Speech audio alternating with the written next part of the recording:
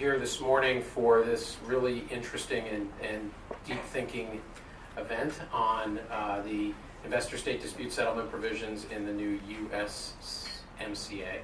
I'm wearing my Constitution tie today because I thought we might get into some legal issues and I could refer to it if we need it, because as we know, the Constitution is sort of in the news these days, what's constitutional, and I know it's sometimes front and center in some of the trade discussions that we're having. So we have a very busy upcoming schedule at WITA, and I noticed as I was looking at some of the policy events we have coming up, Ambassador Tim Grosser next week, and we're going to be looking at the future of the World Trade Organization as well next week. And then the week after is sort of EU week at WITA. We're going to have Ambassador David O'Sullivan on November 15th, and on the 16th, and this hasn't been announced publicly yet, David Davis, who just left the cabinet of Prime Minister May recently, and others. David Davis, Ben Shankar Singham, and another member of Parliament are going to be coming to Washington to talk about Brexit. We'll be hosting them here. All of these events were generated with ideas that came from the membership of WITA. They were ideas that, in this case, Ted Posner, who's our moderator today, came and said, you need to do something on investor state dispute. Friends at American Petroleum Institute also said we'd like to talk about these issues. The embassy events that I talked about, Ambassador O'Sullivan, these are all events we've talked about in our membership, and people have come to us and suggested that these might be good ideas for WITA to do. So I want to say this to encourage all of you to bring us your ideas. We are open to them, and if we can make something happen, even in a fairly quick turnaround. I think in this case with this event, it was just about 3 weeks we put this event together, and I'm really grateful to Ted and Aaron and Marnie and Ed for helping come together and put this event together so quickly. So I've given you those big commercials on our upcoming events. We hope to see you at all of those. The event on Monday with Tim Grosser, we're going to be doing that event at the Business Roundtable. They've kindly agreed to host this. This is Ambassador Grosser's valedictory. He's going to be leaving his ambassadorial post at the end of next week. The event is free for all WITA members, so we hope to see you there, but you do have to register so we can get you through security. The last thing I want to mention, you'll be seeing a lot more of this in your inboxes in the coming weeks, but we are hosting our first ever Washington International Trade Conference. That will be January 29th. It'll be here again in the Reagan Building. We hope to see all of you there. It's an all-day affair. We're going to have plenary sessions, breakout sessions, and we're going to end with a reception. So we hope to have all of you for all these events, for our conference. Please talk to myself or Diego Inez about the conference. And with that, I turn it over to Ted to start our panel. Great. Well, Ken, thank you for the introduction. Thank you, everyone, for coming out today for what I hope will be a very lively, engaging discussion. I'm just going to make the briefest of introductory remarks so we can get right into it. The topic, of course, today is the investment chapter in the U.S. Mexico-Canada Agreement, the U.S MCA, or NAFTA 2.0 if you prefer. We've got a really excellent panel to discuss this. To my right is Aaron Padilla of API, Marnie Cheek of Covington and Burling, and Ed, and I'm sorry, I'm going to mispronounce your last name, Brisbois? Yes. Okay, Great. of the American Chemistry Council. We were supposed to have Simon Lester of the Cato Institute. For unavoidable reasons, Simon was called away and is unable to join us today, which is very unfortunate because, as some of you may know, Simon brings a really unique and interesting perspective to this question. We're talking among ourselves. I may, from time to time in the course of today's discussion, try to channel Simon a little bit, although I certainly would not presume to articulate his views as well and as thoroughly as he can. Here's how we're going to proceed. I'm going to start by giving a very quick overview, a scene-setting overview of what it is we're talking about. I know some in the room may be deeply familiar, may have studied every clause in the new U.S. MCA investment chapter. Some may be less familiar, so I'm going to give a very high-level overview.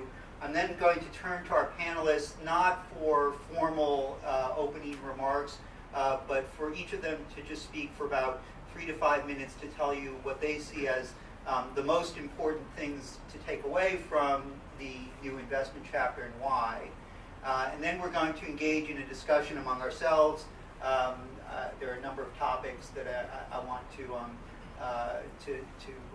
raise with our panel and get their views on, and then we'll conclude with Q&A and comments from the audience. So let me start with the high-level overview. You have a handful of slides in front of you that describe what I see as the major innovations in USMCA Chapter 14 as compared with NAFTA Chapter 11. Just briefly, the organization of the text. You have a main text that sets forth the substantive obligations with respect to investment. You then have 5 annexes, one annex dealing with customary international law, one dealing with expropriation. Those are both variations on annexes we've seen in pre-USMCA free trade agreements. You then have the 3 dispute settlement annexes, Annex C on legacy and pending claims, Annex D on U.S. Mexico disputes generally, and then Annex E on what's called U.S. Mexico disputes related to government contracts. And it's Annex C where I think a lot of today's discussion is going to focus. Briefly, the innovations on the substantive side of the ledger are not terribly extensive, and some of them will be familiar from those of you who are following negotiations on Trans-Pacific Partnership. There's a clarification on the concept of like circumstances, which, as many of you know, is a key concept with respect to national treatment and most favored nation treatment. There are clarifications on the concept of legitimate expectations or investment-backed expectations, which is an important concept in the universe of fair and equitable treatment, or the minimum standard of treatment. There's a provision on investment-backed expectations as they relate to indirect expropriation. That's pretty much it in terms of what's new on the substantive side of the ledger. Where the story really gets interesting is with respect to investor-state dispute settlement. We have, as I said, Annex 14C rather, which deals with legacy and pending claims. Legacy claims being claims that are brought between the time USMCA enters into force and a date 3 years from that point with respect to pre-existing investments. So there's a transition period in which investors are still able to bring new claims, as well as pending claims. So claims that were brought even before the USMCA entered into force. The expiration of NAFTA would not force those claims and those arbitrations to terminate. That's, in a nutshell, what 14C is about. 14D is the annex that pertains to most investor-state dispute involving the United States and Mexico, with the exception of a special category of disputes that I'll get to in a moment. There are a number of very interesting innovations here.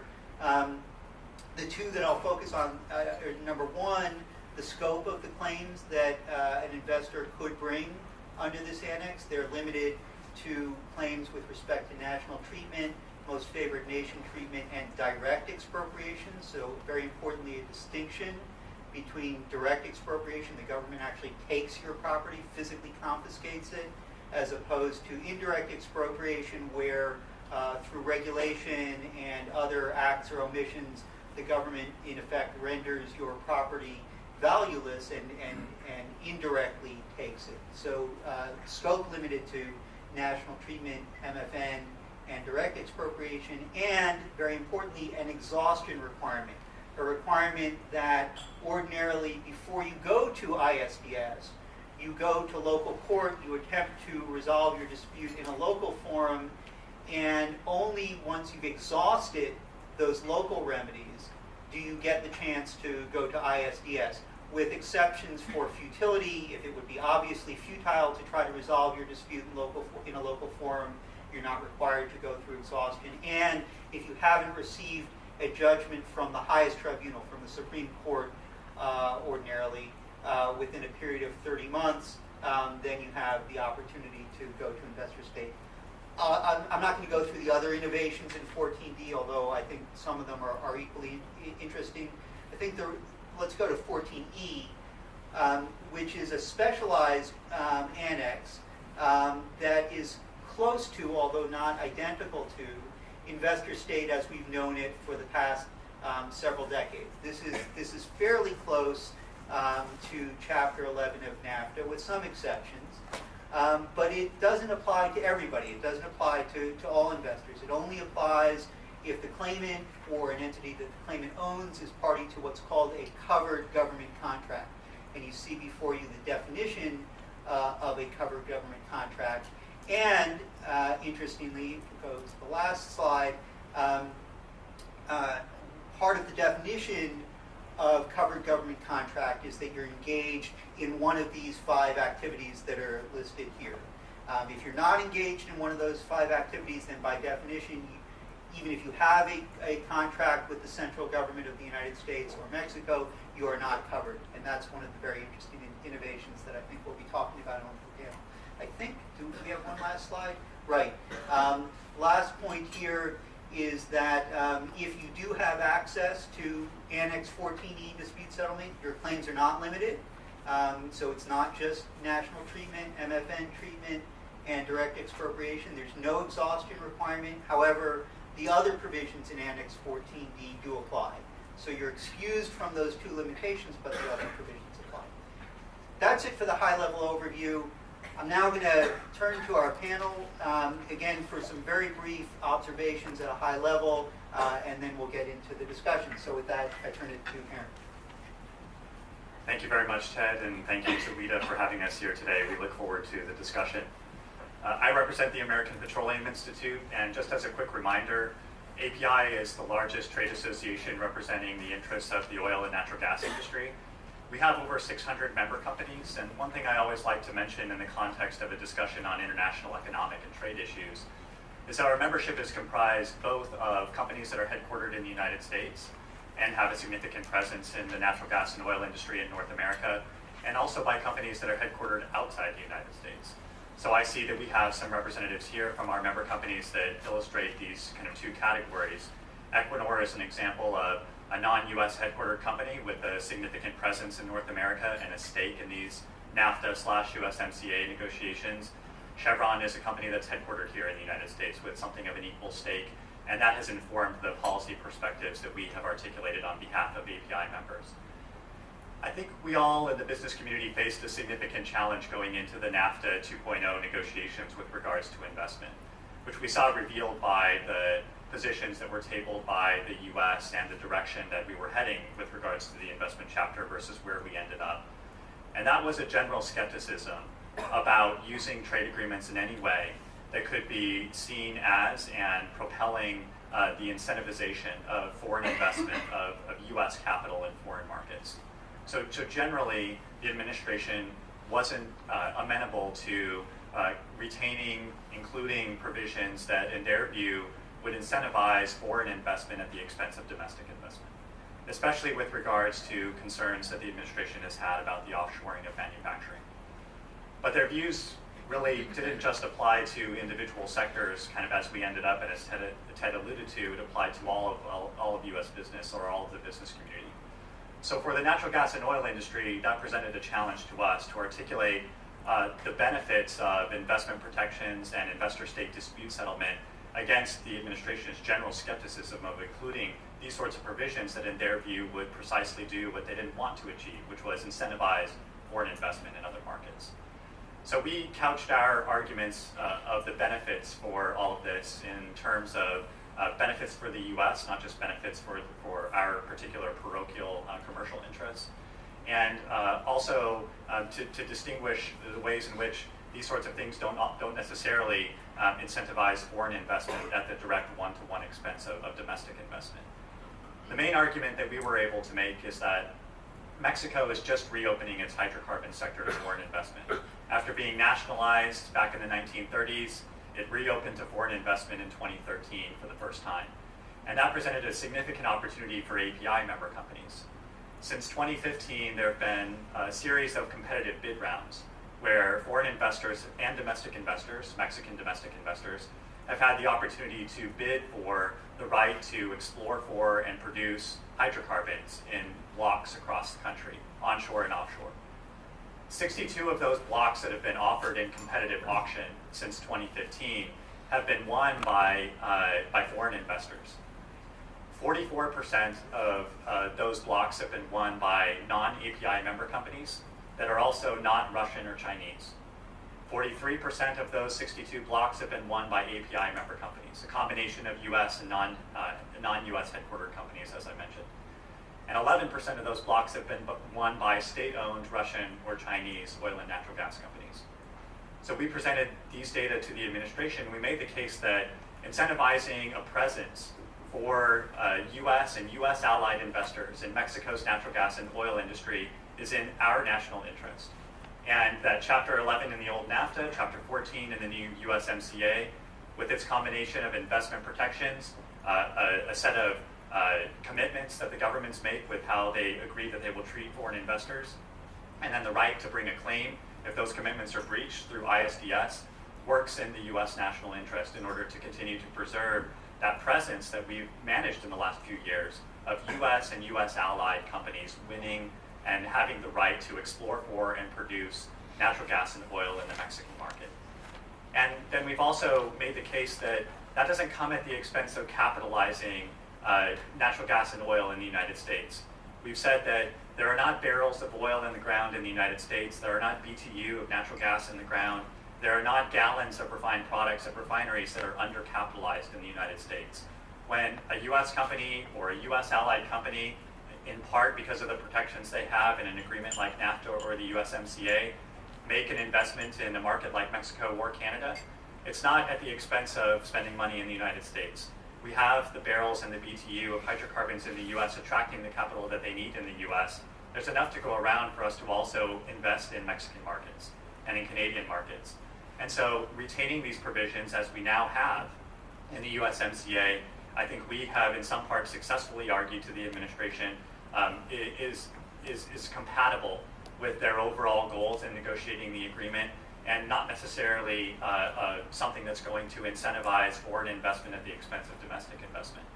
So that's a general case that we made that we think is reflected in part in the way that our member companies will continue to benefit from the investment protections in ISDS in the new USMCA if it's passed. And it's been done in such a way that, while not perfectly aligned with our policy preference with the old NAFTA or an ideal set of investment protections in ISDS, it's sufficiently aligned with our member companies' interests such that our members have decided that they support the USMCA. And API members are going to be working very actively to promote its passage in the US Congress. So as a general overview, I'll stop there, and then I look forward to more discussion, and I'm happy to entertain any questions about API's perspectives or our particular views on some of the more specific provisions that Ted pointed out in the new investment chapter. Thank you, Aaron. Marty.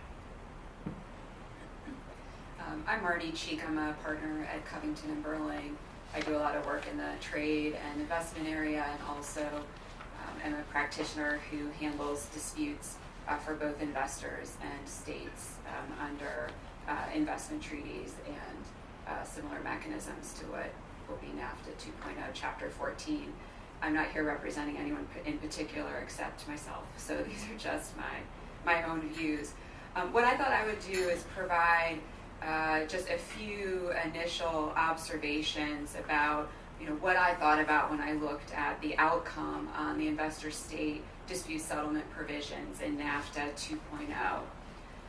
When I think of these investor-state dispute settlement mechanisms, I think you have to think of them paired with the investment protections that are provided in the agreement. This agreement provides for investment protections for U.S. investors in Mexico and Canada. And the question is, when will U.S. investors be able to enforce those provisions on their own? Because what ISDS is it is a neutral enforcement mechanism that's an alternative to state-to-state dispute settlement. And I think we'll talk about that issue in more detail later. But if you look at investor-state dispute settlement as an enforcement mechanism, which I think it is, it's interesting to me some of the limitations that have been placed on the ability of U.S. investors to enforce the investment protections that have been provided for in NAFTA 2.0. And the reason I think these limitations are important to think about is because an enforcement mechanism has a deterrent effect. If you know that you might be brought to account in a neutral forum by an investor, then chances are you're a little more likely to live up to your obligations that are under the substantive protections provided for in NAFTA 2.0. But there's a lot of limitations in terms of how U.S. investors can actually enforce these protections. In the first instance, and in my mind the most dramatic, is that U.S. investors have no ability to enforce these investment protections against Canada. There are no investor-state dispute settlement protections between U.S. and Canada, and as a result, where more than half of the cases under NAFTA 1.0 were brought against Canada, where U.S. investors have repeatedly been successful in those cases with findings that Canada, directly or indirectly expropriated property of U.S. investors or violated the minimum standard of treatment provisions. U.S. investors can no longer pursue their own remedy in a neutral forum under NAFTA 2.0. The second is, which I will also discuss in more detail, the fact that this enforcement mechanism is granted to certain U.S. investors, but not to others. And I know Ted wants to explore what the policy rationale might be for that, and I think Aaron provided some views on that as well. But if just looking at the U.S.-Mexico relationship, if there is approximately $110 billion of U.S. investment in Mexico in 2017, and not all of those U.S. investors have equal access to be able to enforce the investment protections under this agreement. The largest sectors in 2017 for U.S. investment in Mexico were manufacturing, finance, and insurance. However, if you're in the services sector, except maybe in some limited circumstances, or you're in the manufacturing sector, you don't have the ability to access this neutral enforcement mechanism. And then third, even for the special sectors who can access the mechanism, it is more limited in some of the ways that Ted alluded to in his initial presentation. So in all of those ways, Canada's out. Some of the most active U.S. investors in the Mexican economy aren't given the opportunity to avail themselves of this enforcement mechanism. And even the special sectors that can avail themselves of the enforcement mechanism can do it in a very limited way. In my mind, these ISDS provisions take something away from U.S. investors that they had under the prior NAFTA. And that was an ability to take a government to a neutral arbitration to try to resolve a dispute if they had one.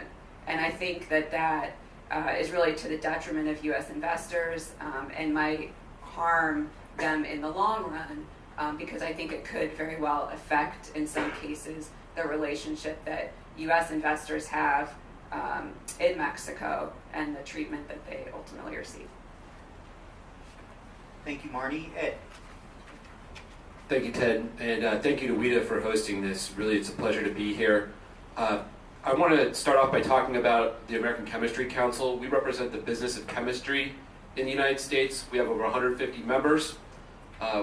We are a growing industry in the United States. We have about $200+ billion of announced investments over the last 10 years in chemical manufacturing in the United States.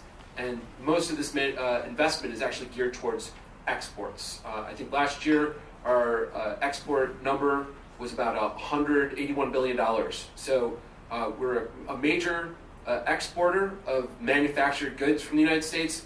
We also are investing in other markets, and not just because we want to export back to the United States, but we're investing there to enhance U.S. exports to those markets and to grow U.S. jobs. So I want to acknowledge, though, that the administration has made a lot of progress for the chemical sector through the USMCA. And I was an ex-USTR negotiator, so I know how hard it was to get this agreement through. Particularly, it's the first renegotiated agreement, and I know that ISDS is one of the major focal points for these discussions, and it was particularly difficult to negotiate this. We think that the USMCA is a step in the right direction. For us, we're very happy that it's a trilateral agreement. There are some questions about that. There's a really great chapter on regulatory cooperation for the chemical sector. There's streamlined rules of origin. There's improved provisions on good regulatory practices, and we support all of that. And also, we support the provisions on digital trade, which is not just about technology companies. It's about any company that uses data to fulfill its mission and its business operations. But I'm here to talk about ISDS. For U.S. chemical manufacturers, this is one area of the USMCA that does fall short of the original NAFTA. And it's possible, though, that the administration may not be aware of why ISDS is important to our sector, and we're going to try to explain that here today. So I think one issue to address at the outset is the notion that ISDS incentivizes our companies to invest abroad rather than in the United States. And that's just not the case at all for the U.S. chemical sector. Chemical companies don't exclusively invest in foreign markets for the purpose of exporting back to the United States. They invest to be close to their customers for a variety of reasons that are unique to our industry. First, the proximity of feedstock. Feedstock is what you use to manufacture chemicals. So for the U.S. chemical sector, largely that's liquefied natural gas, ethylene. For other types of chemical companies, that could be oil. And the localized investments we're making in Canada and Mexico, that's to take advantage of those feedstocks. Second, our companies are making these investments to create markets and export innovative products from the United States to those markets. If you're going to manufacture a chemical in those markets, you need more than just the feedstock. Third, it's about minimizing safety risks. Building and investing locally helps minimize the need to transport hazardous chemicals across borders, which helps protect people and the environment. And there are other factors that influence our members' decision-making: reliable and inexpensive energy sources, strong rule of law, and access to a skilled and educated workforce. So it's not just about exporting back to the United States. And all of this helps our members grow their businesses and supports further production and job creation, including in the U.S. And ISDS, this is a necessary backstop to protect these investments. But ISDS is not the reason why we're making these investments.